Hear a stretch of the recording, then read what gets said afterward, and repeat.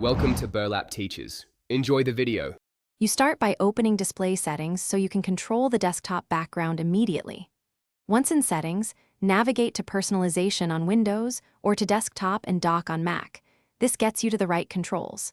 Make sure you have the image you want saved where you can find it, like pictures or desktop, because you'll browse to it next. If you prefer a solid color or slideshow, choose that option now. Otherwise, prepare to pick a specific file from your folders. Once done selecting Browse or Choose Picture, pick the file and preview how it appears. You'll then set the positioning, fit, fill, stretch, center, or tile, so the image displays correctly on your monitor. Choose Fill for full screen coverage or Center for no scaling. Make sure to test the arrangement if you have multiple displays, because each monitor can use its own layout. If available, adjust background color or enable dark mode to improve contrast and readability. You finish by clicking Apply or Save so the new background takes effect, then close settings to confirm.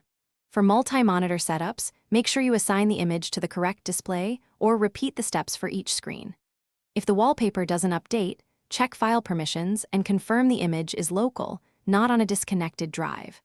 As a quick fix, restart Windows Explorer or log out and back in on Mac. This often forces the system to refresh the desktop image.